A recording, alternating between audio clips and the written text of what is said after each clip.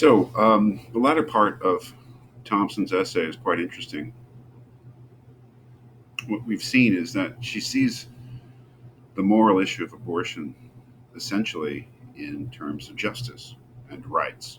It should be clear from what she's said so far and videos that I've made, but I think she recognizes that justice and rights are not the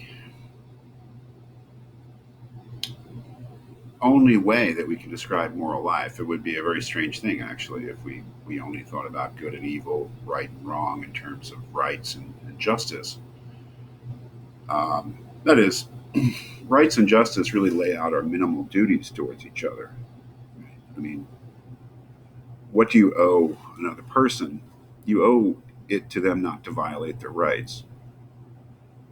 But certainly, moral life is more than that. That is, we feel called upon to do things or to refrain from doing things for other reasons than whether or not doing them or not doing them would be just or unjust.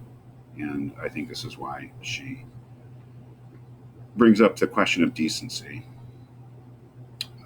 And that's a big part of the latter part of the essay is the description of being a good Samaritan or doing things or refraining from doing things because they're indecent as opposed to decent.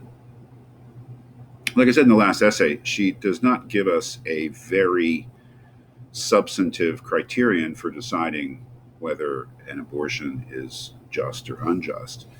She does go into it to some degree, right? I mean, she uh, she does say here, and this is very important on page 58. This is in the middle of the page, right here. On the other hand, this argument would give the unborn person a right to its mother's body only if her pregnancy resulted from a voluntary act, undertaken in full knowledge of the chance a pregnancy might result from it. It would leave out entirely the unborn person whose existence is due to rape. Pending the availability of some further argument, then, excuse me, we would be left with the conclusion that unborn persons whose existence is due to rape have no right to the use of their mother's bodies, and thus that aborting them is not depriving them of anything they have a right to, and hence is not unjust killing. So I think she believes that she establishes definitively that a pregnancy due to rape, that an abortion performed on a pregnancy due to rape would not be unjust killing, but that raises the question whether there would be, under what conditions we would say that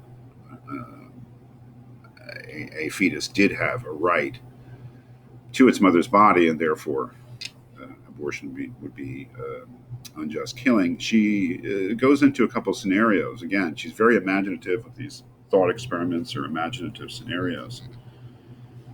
And she talks about, and analogizes getting pregnant to leaving your window open and a burglar getting in. Would we say that the burglar had a right to be there if you left your window open? And then she talks about the thought experiment having to do with people seeds.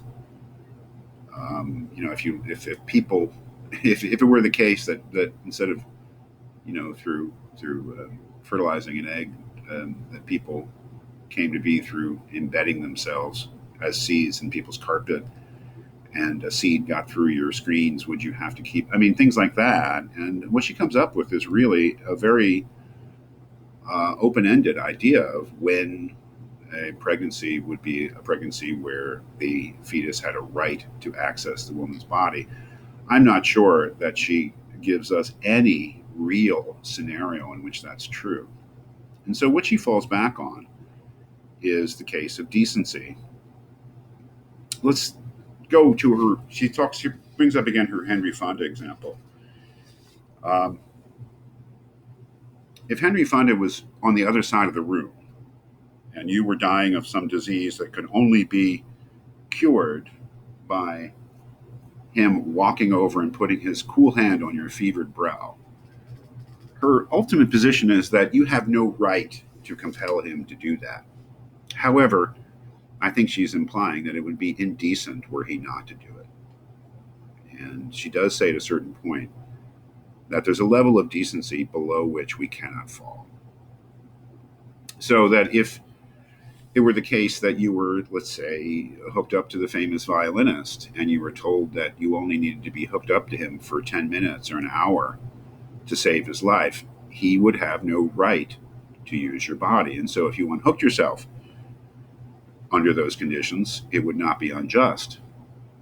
However, it might be indecent if you were not willing to stay hooked up with him for that small amount of time.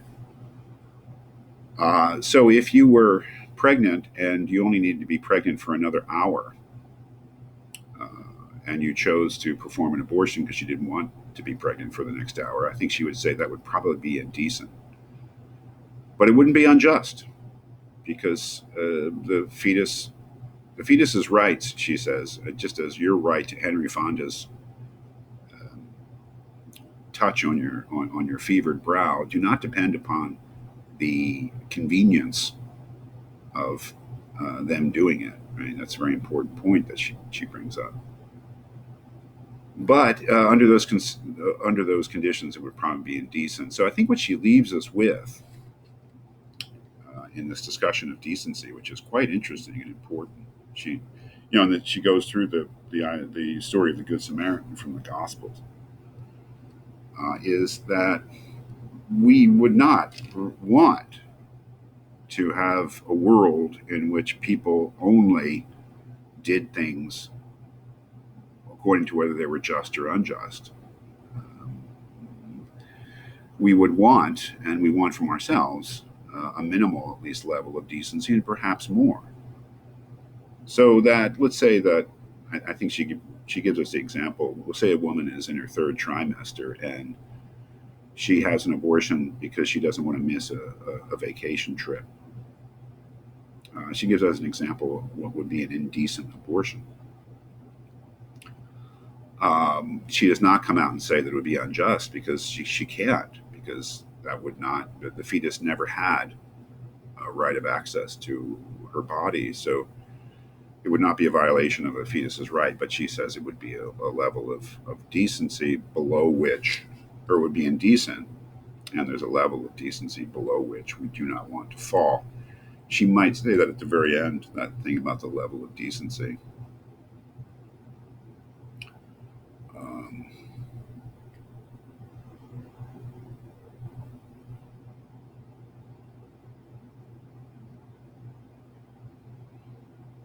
I don't know exactly where it is. You'll find it as you read it. So, very interesting essay. Um, it leads in all sorts of different directions, I think. But it makes us think of the abortion issue in a different way, whether we agree with her or not. I'm not saying that she's right.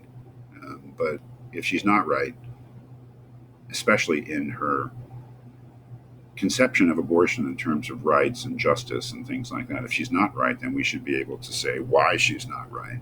Right. So if you disagree with Thomson's conclusions regarding abortion, that's fine. She may be wrong and you may be right, but you got to find reasons for why she's wrong. If you disagree with Thomson, where did she go wrong? And whenever we disagree with a philosopher and we think their arguments are weak or they haven't proved their point, we have to say, of course, why.